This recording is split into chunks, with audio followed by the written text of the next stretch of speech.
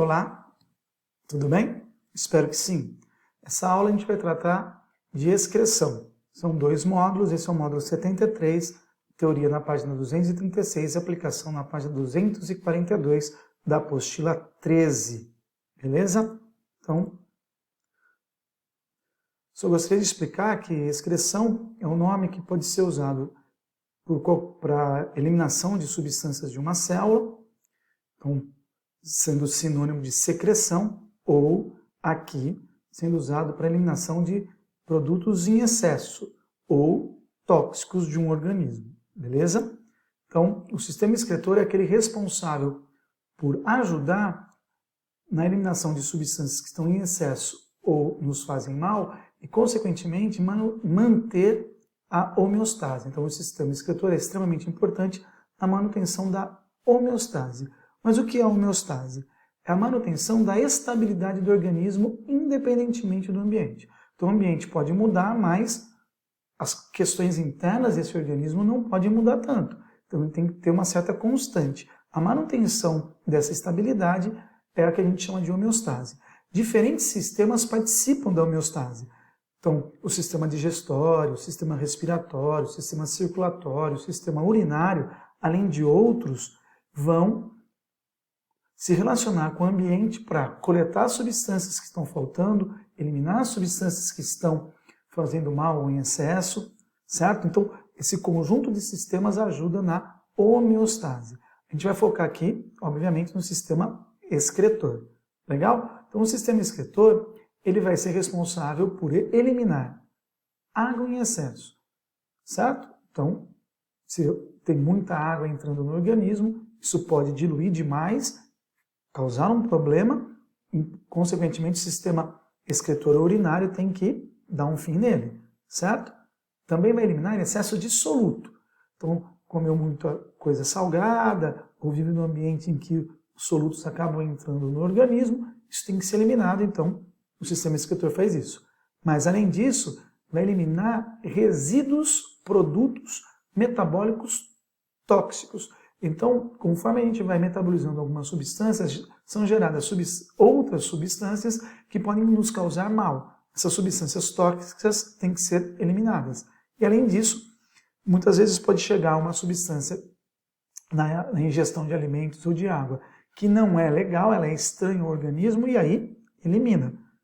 Legal? Então, a gente, através do sistema excretor, elimina excesso de água, excesso de solutos, substâncias produzidas no próprio corpo, que podem ser tóxicas, e substâncias que entraram no corpo que são estranhas. Legal? Pois bem, quando a gente trabalha com a água e com os solutos, a regulação dessas duas substâncias, nesses dois conjuntos de substâncias no corpo de um animal, a gente chama isso de osmorregulação. Então, a regulação, né, de soluto de água. Então, controle osmótico. Então, a gente vai falar, num primeiro momento, da osmo ou osmorregulação. O que é isso? É a manutenção do equilíbrio entre a quantidade de água e de sais nos fluidos do corpo de um animal. Então, como que a água e os sais vão se manter dentro de um equilíbrio, um padrão constante no corpo de um animal, independentemente do meio. Beleza? Então, a quantidade de água e a concentração de solutos, eles precisam ser mantidos dentro de limites muito estreitos. Tudo bem? Então não pode variar muito. Então, por que isso é necessário? Por que não pode variar tanto? Por que os limites são tão estreitos? Porque um animal, ele precisa de uma composição química relativamente constante e muito bem definida dos seus fluidos corpóreos. Então a quantidade de cloro, de sódio, de potássio, de magnésio, vários outros tipos de solutos, eles precisam estar dentro de um limite muito restrito para o corpo funcionar bem. Se isso não ocorrer, se os desvios forem muito grandes, eles são capazes de matar o animal. Então, eles são letais. Tudo bem? Agora, qual é o problema? Nós, animais, vivemos em ambientes em que as concentrações internas dos corpos desses animais são diferentes e muitas vezes muito diferentes do ambiente em que eles vivem. Então, a quantidade de água dentro do meu corpo é muito diferente do ambiente terrestre onde eu estou. Então essa diferença de concentração, de quantidade de substâncias entre o interior de um animal e o meio externo é um problema, porque a tendência é o equilíbrio, ou seja, a água tem tendência a sair do meu corpo e eu não posso deixar. Então isso gera problemas que, dependendo do ambiente e do tipo de organismo que eu estou tratando, foram criadas soluções diferentes. Então agora a gente vai falar dos invertebrados aquáticos. Os invertebrados aquáticos, eles podem ser marinhos, ou seja, viver em água salgada, ou dulcícolas, viver em água doce. Os animais marinhos, os invertebrados aquáticos marinhos, eles têm a mesma concentração de soluto que o ambiente que eles vivem. Então eles são isotônicos. Iso igual, tônus, concentração. Então a quantidade de soluto dentro do corpo do animal é igual ao fora. Beleza? Como é que eles conseguem isso? Eles conseguem isso absorvendo substâncias do ambiente, sais do ambiente. Então eles vão absorver solutos do ambiente para ficar com a mesma concentração da água salgada. Legal? Os animais dulcícolas, eles são hipertônicos em relação ao meio. Então a concentração de soluto na água doce é muito pequenininha. Então o corpo do animal terá mais soluto sempre. Então se ele é mais concentrado em soluto do que o ambiente, qual é o problema? Ele ganha água por osmose. Então a água sai do meio hipotônico, o ambiente, e vai para o meio hipertônico, o corpo do animal. Então ele começa a ser inundado de água. Então a solução é produzir muita urina. Então ele fica produzindo muita urina bem diluída para jogar fora essa água que entra em grande quantidade. Bacana? Vamos agora falar dos insetos. Os insetos representam um grupo de invertebrados extremamente bem adaptado à vida terrestre. Então eles têm um conjunto de adaptações para viver no ambiente terrestre e assim conseguir viver nesse ambiente extremamente dessecante. Então é muito desidratante, perde muita água o ambiente terrestre. Então uma das maneiras de você, que os insetos têm para se adaptar ao ambiente terrestre é a produção de uma urina concentrada e pastosa. Então tem bastante soluto com pouca água. Então perde pouca água para eliminar esses restos metabólicos. Então uma urina muito concentrada e pastosa faz uma economia hídrica, uma economia de água. Uma outra adaptação dos insetos é o exoesqueleto quitinoso. Essa armadura ela é impermeável e assim consegue segurar a água no animal. Ele perde menos água pela superfície. Então um animal tem dois grandes locais de perda de água quando ele vive no ambiente terrestre. Um é a superfície de contato com o ar, portanto, o seu revestimento, que no caso dos insetos é impermeabilizado pela quitina, e o outro é o sistema respiratório, porque o ar ele precisa de uma grande superfície de contato para a gente pegar o oxigênio, para os animais terrestres pegarem o oxigênio e, portanto, representa também uma superfície de perda de água muito grande. Então, no caso da superfície, os insetos impermeabilizaram com quitina. Legal? Vamos agora falar dos peixes. Então vamos para os vertebrados. Os peixes a gente vai dividir em 3 tipos. Os peixes ósseos, osteíctes, de água salgada, marinhos. Os peixes ósseos de água doce, dulcícolas, osteíctes, dulcícolas. E os peixes cartilaginosos, os condrictes. Então nós vamos estudar separadamente esses 3 tipos de peixes. Os osteíctes marinhos, eles têm menor concentração de soluto que a água do mar. Então eles são hipotônicos em relação à água do mar. Beleza? Consequentemente, você tem um problema. Qual é o problema desses animais? Eles vão perder água por osmose. Como eles perdem água por osmose, eles desidratam, como é que eles resolvem isso? A primeira solução para esse problema é ingerir água. Só que quando ele vai ingerindo água para repor aquele que ele perdeu, ele está ingerindo também sais.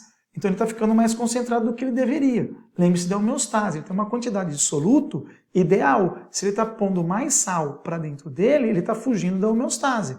Então esse sal a mais tem um outro problema. Mas qual é a solução para a perda de água também? Produzir uma urina muito concentrada. Então ele produz uma urina com pouca água, para né, diminuir essa perda de água que ele já está tendo pela superfície, principalmente das brânquias, porque nas brânquias entra em contato com a água para coletar o oxigênio e, consequentemente, acaba perdendo água.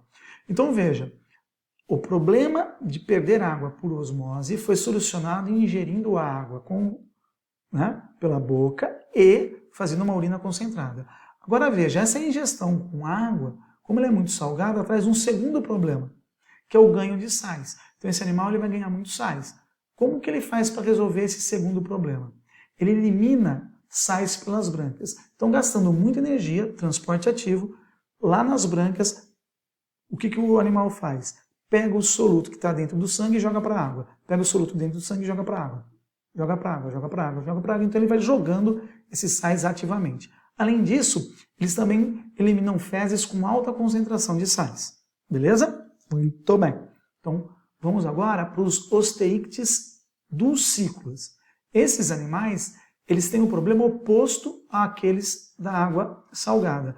Eles são hipertônicos em relação ao ambiente. A água doce tem pouquíssimos solutos, então o peixe tem muito mais soluto que a água. Então, qual é o problema aqui? Ele vai ganhar água por osmose. Então, ele ganha muita água por osmose. Então, aí, para resolver esse problema de excesso de água, que também foge da homeostase, o que vai fazer? Não vai beber água. Ele não precisa beber água, ele está ganhando pelas brânquias, principalmente, certo? Só que como ele está ganhando muita água, ele tem que despejar essa água do corpo. Então, o que ele faz? Produz muita urina diluída. Já vai jogando urina fora. Muito parecido com o que a gente já viu para os invertebrados dos ciclos. Agora veja, qual o problema? Como está perdendo muita urina, essa água que está saindo pela urina carrega sais. Ao carregar sais, o animal perde sais e, consequentemente, de novo, foge da homeostase. Solução, através das brânquias, reabsorve sais, fica absorvendo sais. Então ele faz exatamente o contrário do que faz o peixe de água salgada. Então, se eu analiso o mecanismo branquial para controle da quantidade de soluto, o animal de água salgada, ele joga fora sal porque ele bebeu água salgada. O animal de água doce, ele tem que, pelas brânquias, pegar soluto porque ele perdeu esse soluto pela urina. Tudo bem? Então, são soluções opostas porque eles têm problemas opostos. Muito bem. Vamos agora falar dos dois juntos, só para você ter uma ideia comparativa entre os osteíctes marinhos e os osteíctes dos ciclos, para você ver, né, como que é. Um perde água, outro ganha, então um bebe água, outro não bebe. Um produz urina concentrada, outro diluída, um ganha sais, outro perde, um elimina sais pelas brânquias, outro absorve.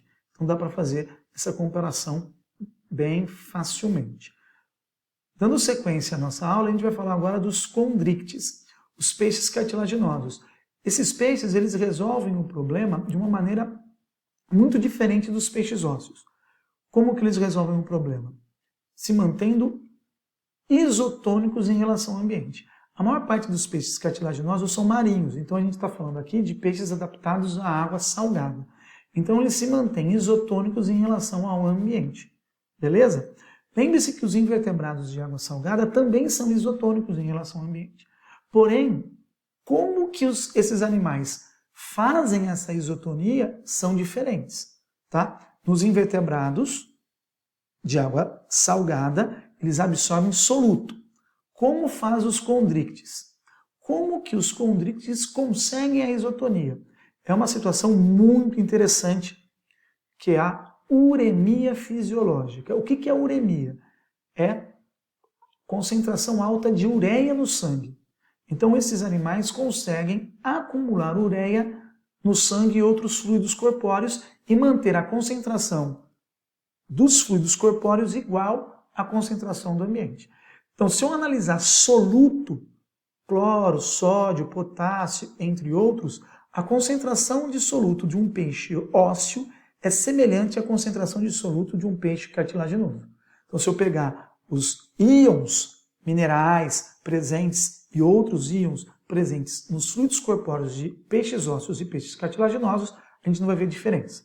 A isotonia é alcançada porque nos peixes cartilaginosos ocorre um acúmulo de ureia. É isso que acontece, ele acumula ureia. Legal? Só que a ureia, ela é tóxica. Por quê? Porque ela desnatura proteínas. Se você pegar proteínas na água ou de um fluido de algum animal, sangue humano, e você adicionar a ureia, rapidamente você vai ver as proteínas todas mudando de forma, elas desnaturam. Se uma proteína muda de forma porque ela desnatura, ela deixa de funcionar. Como nós somos regulados por dezenas e dezenas e dezenas de centenas, para falar a verdade, de enzimas que são proteínas, essa ureia ela desnatura a enzima e um monte de reação química deixa de acontecer. A grande questão é como que esses animais conseguem manter as proteínas íntegras, mesmo com uma concentração de ureia alta no sangue. A primeira resposta, a primeira sugestão, a primeira hipótese foi que as proteínas dos peixes cartilaginosos eram diferentes das proteínas de todos os outros animais. Eram proteínas resistentes à ureia. Elas não se desnaturavam quando presentes junto com ureia. Beleza, é uma hipótese, bacana, vamos testar? Vamos testar. O que eles fizeram então? Eles isolaram as proteínas dos peixes cartilaginosos, então tiraram do corpo dos peixes cartilaginosos as proteínas, na mesma situação, então elas estavam com a sua forma correta, e adicionaram ureia. O que aconteceu? Desnaturou. Qual que é a conclusão? As proteínas dos peixes cartilaginosos não são diferentes das proteínas dos demais organismos, ou seja, se desnaturam na presença da ureia. Aí é um grande mistério. Poxa, então como é que faz um tubarão, uma arraia, um peixe cartilaginoso para não desnaturar suas proteínas? Aí o que eles descobriram? Que junto com a ureia, esse animal também produzia e acumulava nos fluidos corpóreos uma outra substância chamada TMO, o óxido de trimetilamônio. O que eles descobriram? Que quando as proteínas dos peixes cartilaginosos estavam junto com o TMO, ao adicionar a ureia, não desnaturava as proteínas. Ou seja, o TMO inibe a ação desnaturante da ureia. Legal? Interessante, certo? Então, uremia fisiológica é a maneira como os condríctes conseguem manter a isotonia. O problema da ureia é que ela é tóxica. Só que, mesmo tóxica, por desnaturar proteínas, isso não é observado nos condríctes. Por quê? Porque eles produzem uma substância que inativa essa ação desnaturante da ureia, o TMO. Legal? Bacana. Vamos agora para répteis e aves. Os répteis e as aves são animais adaptados ao ambiente terrestre. Então, quando eu analiso esses animais, eu vou ver claramente adaptações para maior eficiência da vida no ambiente terrestre naquilo que é mais problemático para um animal, que é a desidratação. Então, a gente vai ver adaptações para evitar uma perda de água, né, excessiva. Então, a gente vai ver aqui algumas delas. Primeira, pele com queratina. A queratina é uma proteína impermeável.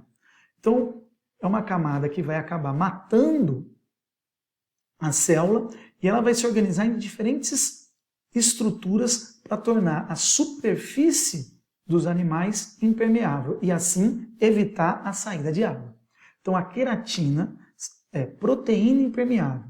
Ela pode se apresentar nos répteis na forma de placas dérmicas, como essa que você está vendo aqui, ó, acompanha com o cursor.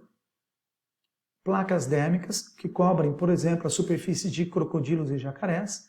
Escamas, como aquelas que cobrem lagartos, que cobrem as cobras. E penas, que cobrem as aves. Então, elas são estruturas, né, queratinizadas que diminuem a perda de água, evita a desidratação. Uma outra adaptação para o ambiente terrestre é a produção de uma urina muito concentrada. No caso dos répteis e das aves, terrestres, evidentemente, eles eliminam uma substância pouco tóxica que pode ser, consequentemente, acumulada, virando uma pasta, chamada ácido úrico. Então, aí eu vejo uma economia de água. É aquela estrutura branca que os pássaros liberam, cai, né, no vidro do carro, ou na própria parte metálica do carro, estragando a pintura e tal, por conta do ácido úrico. Legal? Então, uma pele queratinizada para evitar a saída de água e uma urina bem concentrada para não perder água à toa, para eliminar toxinas. Legal? Agora, existem répteis e aves que são aquáticos e alguns deles vivem no ambiente marinho. E aí, qual é o problema? Eles vivem na água salgada e se alimentam de animais dessa água salgada, então, consequentemente, eles ingerem uma quantidade muito grande de sais. Como eles ingerem muitos sais, eles têm que eliminar esse sal. Lembre-se, toda vez que entra sal demais, isso foge da homeostase e eu tenho que dar um jeito. Como aqui no caso, a quantidade de sais ingeridos é muito grande, pela urina, eles não conseguem eliminar todo o sal. Uma solução seria eliminar esse sal na urina. Só que eles não conseguem. Então, o que eles fazem? Eles eliminam o excesso de sais por glândulas específicas. E tanto aves como répteis, eles vão ter essa glândula normalmente na cabeça. Então, aqui você está vendo um pássaro com a glândula de sal ali, certo? Se conectando por dutos até as narinas e eliminando essas gotas ricas em sais pelas narinas. Já aqui no caso da tartaruga, existe uma glândula na base do olho que vai também eliminar água com bastante sais. Parece que são lágrimas, mas são, na verdade, secreções para eliminação de sal. Beleza? Vamos agora aos mamíferos. Os mamíferos também são animais adaptados ao ambiente terrestre. Assim como aves e répteis, alguns voltaram para o ambiente aquático, mas a grande maioria vive no ambiente terrestre. E as adaptações aqui são parecidas. Veja, a pele com queratina, tem pelo, né? E também, além de ajudar na questão da temperatura do corpo, uma vez que os mamíferos são endotérmicos, eles também evitam a desidratação, né? A queratina evita a desidratação, porque é impermeável. Legal? Agora a gente vai ver, de forma geral, adaptações que os animais terrestres têm para a economia hídrica. Então eu falei aqui separadamente de insetos, falei de répteis, aves e mamíferos, mas agora eu vou fazer um apanhado geral de várias adaptações para que esses animais consigam ter uma eficiência na vida em ambiente terrestre, que é muito dessecante. Beleza? Então veja aqui, ó. Impermeabilização da pele, os insetos com quitina, a gente com queratina, produção de pouca urina, então produtos pouco tóxicos para poder ser eliminado com pouca água, produção de excretas pouco tóxicas para complementar aquilo que eu disse, produção de urina concentrada, então ó, eu produzo pouca urina com excretas pouco tóxicas e com pouca água. Então aí ó, veja, eu estou falando de 3 itens relacionados à urina. Eu vou produzir pouco, então pouca produção de urina, volume muito pequeno. Ali dentro eu vou ter excretas pouco tóxicas, porque aí exige pouca água e, consequentemente, eu consigo concentrar a urina. E aí, utilização de água metabólica. O que é isso? Algumas reações químicas que ocorrem no nosso corpo têm como um produto residual a água. Então, se quer produzir algo, porém, ao produzir algo, se tem como resíduo água. Essa água produzida no processo é chamada de água metabólica.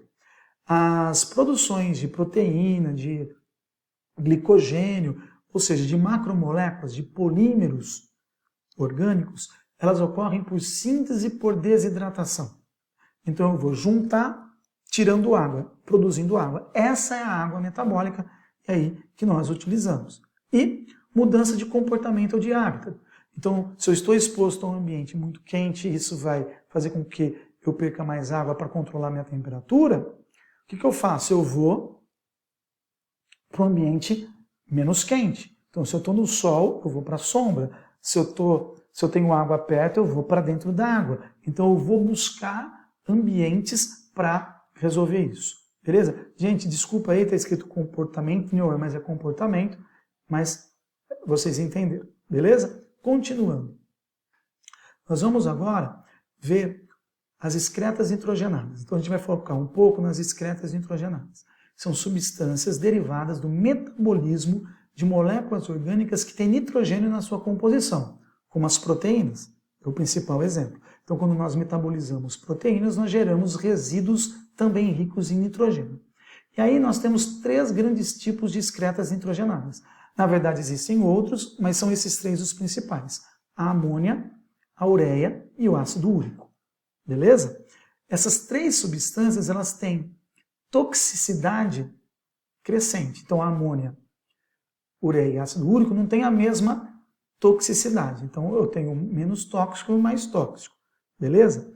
A toxicidade de uma substância, de uma excreta nitrogenada, está diretamente relacionada à quantidade de água necessária para a sua eliminação. Então, quanto mais tóxica for uma substância, maior será a necessidade de água para eu diluir essa substância e ter os efeitos da sua toxicidade diminuída, beleza? E outro ponto importante é a solubilidade. Então, substâncias mais solúveis, isso significa que são mais fáceis de passar para o interior das células e causar problemas. Substâncias insolúveis tendem a formar cristais, então tem menos trânsito, se movimenta menos. Beleza? Então, quanto mais tóxica, mais solúvel e maior a necessidade de água para a sua eliminação. Tudo bem? Então, veja, o produto original do metabolismo de proteínas é a amônia. E a amônia é a mais tóxica de todas as excretas nitrogenadas. Ela é muito tóxica. Beleza? Então, um animal que elimina amônia como excreta nitrogenada é um animal que não fez nenhuma alteração nessa molécula. Não gastou energia para converter a amônia em outros compostos menos tóxicos e assim com menor necessidade de água para sua eliminação. Então, a amônia é a que gasta menos energia para ser produzida.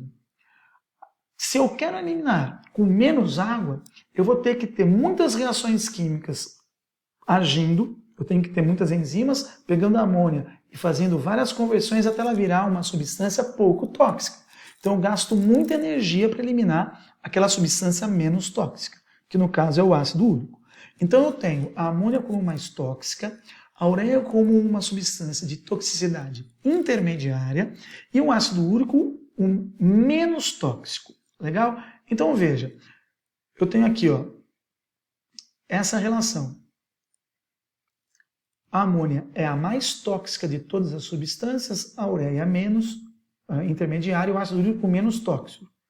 Para eliminar a amônia, o que eu preciso de mais água, a ureia eu preciso de uma quantidade intermediária de água e ácido úrico eu preciso de pouquinha água. Qual que é o mais solúvel? A amônia. O de solubilidade intermediária é a ureia e o menos solúvel, praticamente insolúvel, é o ácido úrico. Entenderam aqui a relação? Beleza? Agora, se eu analiso a necessidade de energia para a produção, o quanto que se gastou de energia para a produção, eu tenho a amônia, a que teve menor gasto energético, e o ácido úrico, que teve o maior gasto energético. Legal? Outra coisa, que tipo de animal elimina amônia? São animais que vivem em ambiente aquático para diluir a amônia diretamente do ambiente, e por isso que ele não precisa nem gastar energia. Então, o animal que se elimina amônia, então, leu o texto e disse que o animal eliminou a amônia, o que você concluiu? Ele vive na água? Vive na água. Então, os invertebrados marinhos, de água doce, os peixes ósseos, os girinos, animal aquático, tipicamente aquático, ele vai eliminar amônia. Beleza? Agora veja, quem elimina ureia? São animais que vivem num ambiente transitório, água, ambiente terrestre, como os anfíbios, minhoca, que vive num ambiente bastante úmido, nós mamíferos, independentemente se vivemos na água ou na terra, a gente elimina ureia, provavelmente porque somos seres placentários e, consequentemente, é necessária uma substância pouco tóxica em relação à amônia, né? Porém não pode ser insolúvel como o ácido úrico. Então a ureia é o meio termo, é o melhor para os placentários, pelo menos essa é a ideia, e os peixes cartilaginosos, os condríctes, por conta da uremia fisiológica. E por fim, quem elimina o ácido úrico são animais totalmente adaptados ao ambiente terrestre para eliminar uma urina muito concentrada e pastosa, como os répteis, como as aves e os insetos. Legal? Assim nós terminamos a nossa parte teórica, e vamos agora fazer os exercícios lá na página 242. Bacana? O primeiro exercício diz assim, ó: a excreção do ácido úrico em aves, répteis e insetos possibilitou a esses organismos ocuparem o ambiente terrestre, pois o ácido úrico é menos tóxico das excretas nitrogenadas e o menos solúvel em água, o que possibilitou uma grande economia de água fundamental na reprodução desses animais. B. O ácido úrico é pouco tóxico, o que permitiu ao embrião dentro do ovo misturar-se a este líquido sem se intoxicar. C. Apesar de ser mais tóxico que a ureia, permitiu maior economia de água. D. Podia ser liberado durante o voo, o que economizava tempo nas radiações adaptativas. Por não ser tóxico, podia ser reaproveitado ou armazenado pelo organismo, evitando a perda de água. Então veja, dá para ficar em dúvida, mas é A, certo? É A. Legal? Muito bem. Vamos ao exercício 2. Como os peixes ósseos de água doce, hipertônicos em relação ao meio ambiente, resolvem os seus problemas osmóticos? Vamos lembrar? Está aqui, ó. Qual é o problema dele? Ele ganha água por osmose. O que ele faz? Ele não bebe água e produz muito urina. Urina bem diluída. O problema da urina muito diluída é que perde sais. Qual é a solução? Absorver sais pelas brânquias. Então, uma sugestão de resposta, aqui, ó. Como possuem tendência a ganhar água do meio por osmose, esses peixes eliminam urina muito diluída e abundante, contendo sais minerais. Para compensar essa perda, absorvem sais pelas brânquias. Legal? Vamos ao terceiro e último exercício. Os salmões são peixes migratórios que vivem em água salgada, mas migram para águas doces de rios na época da reprodução. Para assegurar o equilíbrio osmótico de seu corpo, esses peixes que migram temporariamente da água salgada para a água doce e vice-versa apresentam o seguinte mecanismo. A. Quando em água doce, urinam pouco e eliminam sais por transporte ativo. B. Quando em água doce, urinam pouco e eliminam sais por transporte passivo. Quando em água doce, urinam muito e absorvem sais por transporte ativo. Quando em água salgada, urinam muito e não eliminam os sais em excesso. E, quando em água salgada, urinam muito e absorvem sais por transporte ativo. Então, a certa é a C. Se está na água doce, vai perder bastante, vai ganhar muita água, joga fora pela urina e aí não eliminam os sais em excesso. Legal? Perdão, absorvem os sais por transporte ativo. Então, urina muito, perde sal, absorvem sais por transporte ativo. Bacana, pessoal? E assim a gente termina essa aula. Eu vou deixar aqui para vocês uma sugestão de tarefa, beleza? Então, chegamos ao fim de mais uma aula. Bacana? Até mais.